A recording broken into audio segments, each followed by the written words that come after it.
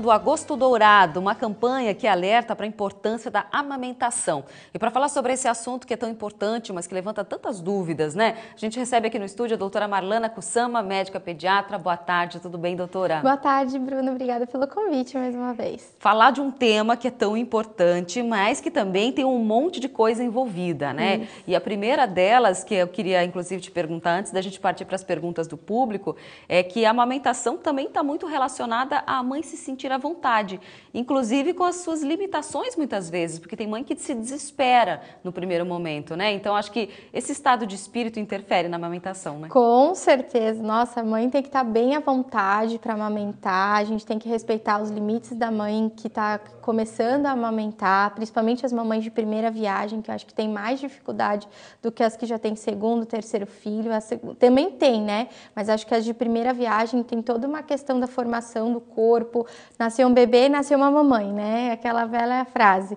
Então, tem todos uns tabus que tem que ser quebrados, a dor, as limitações. Então, tudo tem que ser levado em consideração. Por isso que as pessoas que estão em volta também têm que ter muita paciência, compreensão, muito carinho, né? Porque às vezes cada um vem com uma opinião diferente, né? E todo mundo querendo interferir naquele processo que é da mãe e do bebê, porque cada uma é uma, né? Sim, com certeza. Eu sempre brinco no consultório que eu falo assim, põe a culpa no pediatra, não tem problema. Porque... Diz que foi o pediatra que mandou. Exato. Por quê? Porque todo mundo tem a intenção de querer ajudar. Então, para não ter conflitos, eu falo, pode pôr a culpa em mim, não tem problema. Fala que eu que mandei, que não tem problema. E uma das coisas que a gente vê, assim, muitas pessoas dizendo, né, é aquela velha história do leite fraco. Ah, porque o teu leite está fraco, vamos complementar com alguma coisa. Isso é muito dos antigos, né, doutora? E é uma coisa que a gente ainda ouve muito, né? Existe leite fraco?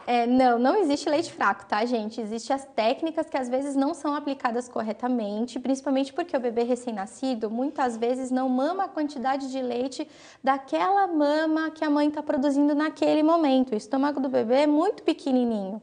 Então, a mãe produz muito mais leite do que aquele estômago conseguiu comportar naquele momento.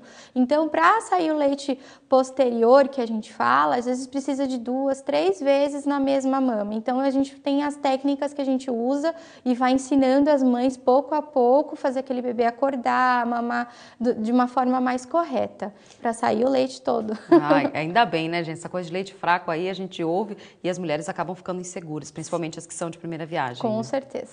A gente tem uma pergunta do público. Vamos dar uma olhadinha? A alimentação da mãe influencia na qualidade da amamentação? E aí, doutora? Na qualidade em si, em termos, acho que mais de cólica ou da rotina daquele bebê, tá? Na qualidade da amamentação em si, não. Porque ela pode comer, teoricamente, de tudo, mas existem alguns alimentos que favorecem a ter mais cólica, indisposição, e outros que não, que o bebezinho fica um pouco mais tranquilo. O que seria interessante a mãe evitar, por exemplo, para ela não ter esses problemas do bebê ter mais cólicas ou dificuldades na digestão? Produtos que contêm açúcar, principalmente, cafeína, a carne de porco também, frutos do mar, ajuda bastante as toxinas, né, a passarem para o leite materno e salva alguns bebês que são alérgicos à proteína do leite de vaca, daí às vezes as mamães precisam fazer a restrição do leite de vaca. Tem algumas mulheres que evitam feijão também, isso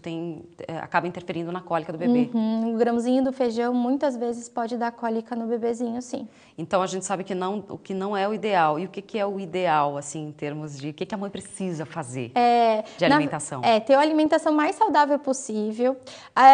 O ideal é assim, como o nosso corpo leva em torno de 20, 21 dias para se adaptar a uma nova rotina, eu sempre falo assim, 20 dias antes comece a mudar os hábitos alimentares, porque quando o neném nasce, a mãe tentar não sentir falta daqueles alimentos, principalmente as porcarias, as guloseimas, os doces, o chocolate, né, por causa do açúcar. Então, e como a mãe está no período de pós-parto, que a gente fala puerpério, a mãe pode vir a ter muita vontade de comer aqueles alimentos alimentos que possivelmente para o bebê vai fazer mal. Então, para aquela mamãe, a gente pede assim, comece a mudar os hábitos, comece a mudar a rotina alimentar, para que ela não sinta tanta falta daquele alimento que ela possa vir no pós-parto fazer mal para aquele bebezinho. Mas a qualidade, assim, teoricamente ela pode comer de tudo, mas aquela coisa assim da canjica, do arroz doce, né?